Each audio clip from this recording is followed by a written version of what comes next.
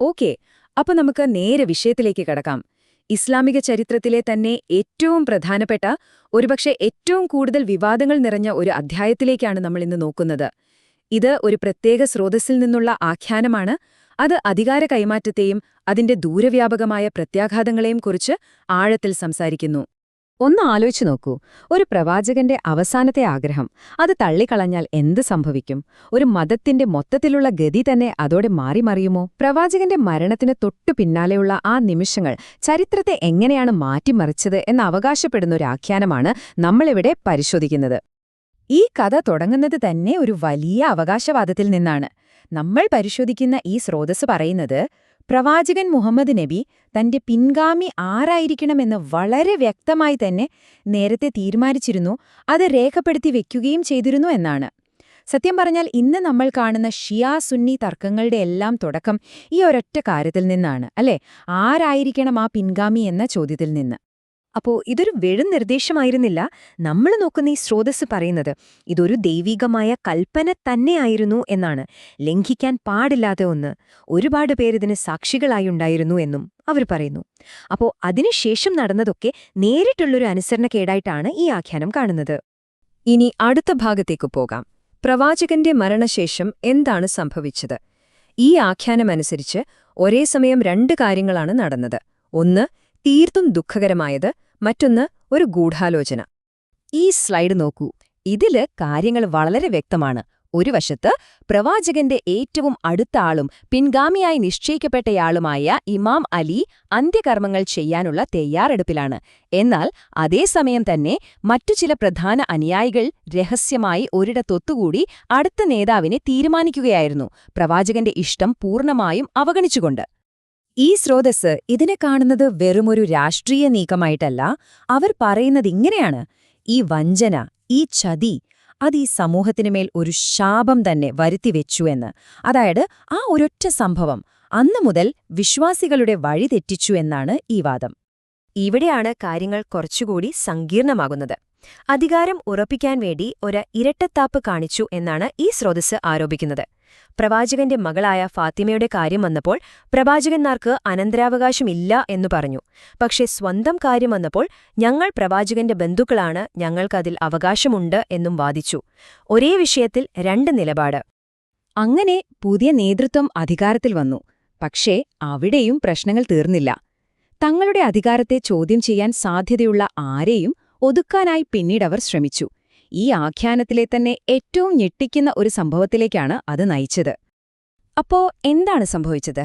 ഇമാം അലിയും കുടുംബവും പുതിയ നേതാവായ അബൂബക്കറിന് ബയത്ത് കൊടുക്കാൻ, അതായത് കൂറ് പ്രഖ്യാപിക്കാൻ തയ്യാറായില്ല.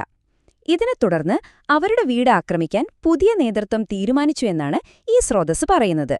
പ്രവാചകന്റെ സ്വന്തം മകളുടെ വീടിന്റെ വാതിൽ കത്തിച്ചു, എന്നിട്ട് അത് ചവിട്ടി തുറന്ന് ഗർഭിണിയായിരുന്ന അവരെ ഉപദ്രവിച്ചു എന്നും ഈ ആഖ്യാനം ആരോപിക്കുന്നു. ഈ ആക്രമണത്തിന് വളരെ ദാരുണമായ ഒരു പ്രത്യാഘാതമുണ്ടായി. ഈ സ്രോതസ് പറയുന്നത് ഈ ആക്രമണമാണ് ഫാത്തിമയുടെ ഗർഭം അലസാൻ കാരണമായതെന്നും ആ സംഭവം മൂലമുണ്ടായ പരിക്കുകൾ കാരണം 6 മാസത്തിനുള്ളിൽ അവർ മരണപ്പെട്ടു എന്നുമാണ്. ഇത് അവരുടെ മരണത്തിന് നേരിട്ടുള്ള കാരണമായിട്ടാണ് ഈ ആഖ്യാനം അവതരിപ്പിക്കുന്നത്. ഈ വലിയ ദുരന്തത്തിനു ശേഷം ഇമാം അലി തീർത്തും ഒറ്റപ്പെട്ടു. എന്നാലും അദ്ദേഹം ഒരു അവസാന ശ്രമം കൂടി നടത്തിയെന്ന് ഈ സ്രോതസ് പറയുന്നുണ്ട്. അത് യഥാർത്ഥ ഖുർആൻ എന്നവർ വിശേഷിപ്പിക്കുന്ന, പക്ഷെ തിരസ്കരിക്കപ്പെട്ട ഒരു ഗ്രന്ഥത്തെക്കുറിച്ചുള്ള കഥയാണ്. പ്രവാചകൻ ഇമാം അലിക്ക് ഒരു നിർദ്ദേശം കൊടുത്തിരുന്നു. അതായത് തന്നെ എതിർക്കുന്നവർക്കെതിരെ ഒരു ചെറുത്തുനിൽപ്പിന് മുതിരണമെങ്കിൽ അദ്ദേഹത്തിന് ചുരുങ്ങിയത് 40 പേരുടെയെങ്കിലും പിന്തുണ വേണമായിരുന്നു. അതായിരുന്നു വ്യവസ്ഥ. പക്ഷെ എന്തുണ്ടായി? ആ പിന്തുണ തേടി അദ്ദേഹം വിളിച്ചപ്പോൾ വെറും 4 പേർ മാത്രമാണ് വന്നത്. കൂടുതൽ രക്തച്ചൊരിച്ചിൽ ഒഴിവാക്കാനും ഇസ്ലാമിന്റെ ശേഷിക്കുന്ന ഭാഗത്തെങ്കിലും സംരക്ഷിക്കാനും വേണ്ടി അദ്ദേഹത്തിന് ആ നിമിഷം നിശബ്ദനാകേണ്ടി വന്നു. ആ പരാജയത്തിനു ശേഷം ഭാര്യയുടെ മരണവുമായി ബന്ധപ്പെട്ട ദുഃഖത്തിലിരിക്കുമ്പോഴും ഇമാം അലി ഒരു വലിയ ദൗത്യമേറ്റെടുത്തു. ഖുർആൻ മുഴുവനായും അതിന്റെ യഥാർത്ഥ ക്രമത്തിൽ എല്ലാ ആയത്തുകളുടെയും ശരിയായ അർത്ഥവും പശ്ചാത്തലവും വിശദീകരിച്ചുകൊണ്ട് അദ്ദേഹം എഴുതിത്തയ്യാറാക്കി ഒരു പൂർണ്ണമായ ഗ്രന്ഥം. ഈ പൂർണ്ണമായ ദൈവീക പ്രചോദനമുള്ള ഗ്രന്ഥം അദ്ദേഹം പുതിയ ഭരണകൂടത്തിനു മുന്നിൽ സമർപ്പിച്ചു. പക്ഷെ കിട്ടിയ മറുപടി എന്തായിരുന്നു? ഈ സ്രോതസ്സ് പറയുന്നതനുസരിച്ച് അവർ പറഞ്ഞത് ഇങ്ങനെയാണ്: ഞങ്ങളുടെ കയ്യിൽ ഖുറാനിന്റെ ഒരു പതിപ്പുണ്ട്, ഞങ്ങൾക്ക് നിങ്ങളുടേത് ആവശ്യമില്ല. പ്രവാചകൻ തന്നെ ഏറ്റവും അറിവുള്ളവനെന്ന് പറഞ്ഞ ആളുടെ ഗ്രന്ഥം അവർ തള്ളിക്കളഞ്ഞു. അപ്പോ സ്വാഭാവികമായും ഒരു ചോദ്യം വരും: എന്തിനാണത് നിരസിച്ചത്? ഈ ആഖ്യാനം പറയുന്ന കാരണം വളരെ വ്യക്തമാണ്. ഇമാം അലി തയ്യാറാക്കിയ ആ പതിപ്പിൽ ഇസ്ലാമിലെ കപടവിശ്വാസികളുടെ പേരുകൾ വരെ രേഖപ്പെടുത്തിയിരുന്നു. അതായത് അത് പുറത്തു വന്നാൽ പലരുടെയും തനിനിറം വെളിവാകുമായിരുന്നു. അതുകൊണ്ട് തന്നെ അതൊരു രാഷ്ട്രീയ സെൻസർഷിപ്പായിരുന്നു എന്നാണ് വാദം.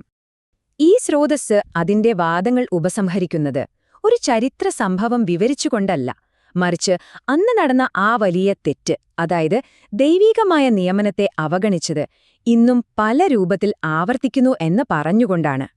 ഇവിടെയാണ് ഈ ആഖ്യാനം അതിന്റെ ഏറ്റവും ശക്തമായ വിമർശനം ഉന്നയിക്കുന്നത്. ആദ്യത്തെ വഞ്ചന എന്തായിരുന്നു? പ്രവാചകൻ നിയമിച്ച പിൻഗാമിയെ മാറ്റി നിർത്തി കുറച്ചുപേർ ചേർന്നുള്ള ഒരു ചർച്ചയിലൂടെ നേതാവിനെ തിരഞ്ഞെടുത്തത്. എന്നാൽ ഇന്നെന്ത് സംഭവിക്കുന്നുവെന്ന് നോക്കൂ. അതേ ഷിയ വിഭാഗത്തിലെ തന്നെ ചില ഉയർന്ന പണ്ഡിതന്മാർ അനുയായികളോട് രാഷ്ട്രീയ തിരഞ്ഞെടുപ്പുകളിലൂടെ നേതാക്കളെ കണ്ടെത്താൻ പറയുന്നു. അതായത് ഏതു പ്രവൃത്തിയെയാണോ അവർ ആദിപാപം എന്ന് വിളിച്ചത്, അതേ പ്രവൃത്തി തന്നെ ഇപ്പോൾ പ്രോത്സാഹിപ്പിക്കുന്നു എന്ന് ഈ സ്രോതസ്സ് ആരോപിക്കുന്നു. അങ്ങനെ നമ്മൾ ഈ വിശകലനത്തിന്റെ അവസാനത്തിലേക്കെത്തുകയാണ്.